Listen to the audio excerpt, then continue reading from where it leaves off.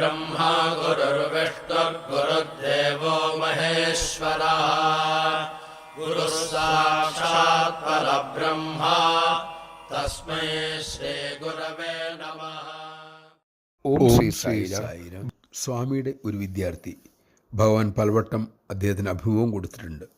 പക്ഷെ കുറച്ചു കാലമായി അയാൾക്കൊരു പ്രശ്നം. ധ്യാനിക്കാനിരുന്നാൽ മലിനചിന്തകളുടെ ഒരു കുത്തിയൊഴുക്കാണ്, നിയന്ത്രിക്കാൻ പറ്റുന്നില്ല.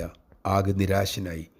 ഒടുവിൽ സ്വാമിക്ക് തൻ്റെ വിഷമം അറിയിച്ചുകൊണ്ട് ഒരു കത്തെഴുതി. അതിങ്ങനെയായിരുന്നു: സ്വാമി, ഞാൻ അവിടുത്തെ കുട്ടിയല്ലേ, ഭഗവാന്റെ കോളേജിലാണ് പഠിക്കുന്നത്. എന്നിട്ട് മുന്നിൽ എന്തേ അധമചിന്തകൾ വരുന്നു? എനിക്ക് വഴി കാണിക്കണമേ. ഭഗവാൻ ആ വിദ്യാർത്ഥിക്ക് അഭിമുഖം നൽകി. സ്വാമി മുറിയിലെത്തിയപ്പോൾ അവനോട് ചോദിച്ചു, എന്താണ് നിൻ്റെ പ്രശ്നം? അയാൾ ദീനമായി പറഞ്ഞു, സ്വാമി, അധമചിന്തകൾ വരുന്നു, എനിക്ക് ലജ്ജ തോന്നുന്നു, ഞാൻ എന്തു ചെയ്യും ഭഗവാനെ? സ്വാമി ഉടൻ ചോദിച്ചു, അതിനെന്താ കുഴപ്പം? ഭഗവാൻ തുടർന്നു, മനസ്സങ്ങനെയാണ്, മർക്കടൻ്റെ പ്രകൃതം അല്ല, ഭ്രാന്തൻ കുരങ്ങൻ്റെ പ്രകൃതം. അതുമല്ല, മദ്യം കഴിച്ച ഭ്രാന്തൻ കുരങ്ങനെ പോലെയാണ്. സാധാരണ കുരങ്ങൻ പോലും അതിചപലനാണ്. അപ്പോൾ മദ്യപിച്ച ഭ്രാന്തൻ കുരങ്ങൻ്റെ അവസ്ഥ പറയേണ്ടതുണ്ടോ? വിദ്യാർത്ഥി സ്വാമിയോട് ചോദിച്ചു, ഞാൻ എന്തു ചെയ്യും ഭഗവാനെ? സ്വാമി പ്രേമപൂർവം പറഞ്ഞു, മനസ്സിൻ്റെ പ്രകൃതം അതാണെന്ന് നീ മനസ്സിലാക്കുക. പക്ഷേ ആ മനസ്സിൻ്റെ പുറകെ നീ പോകരുത്, അതുപോലെ പ്രവർത്തിക്കരുത്. അതെങ്ങനെ ചെയ്യും സ്വാമി? അയാൾ ചോദിച്ചു.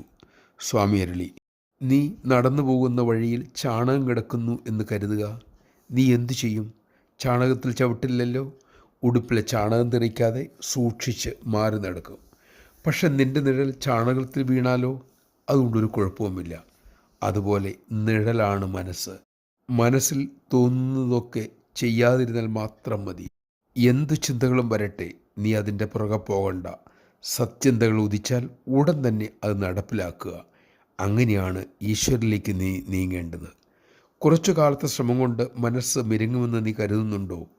100 കണക്കിന് വർഷങ്ങളായി ഹിമാലയത്തിൽ എത്രയോ സാധകർ തപസ് ചെയ്യുന്നു. അവർ ഇപ്പോഴും അതിനുള്ള ശ്രമത്തിലാണ്.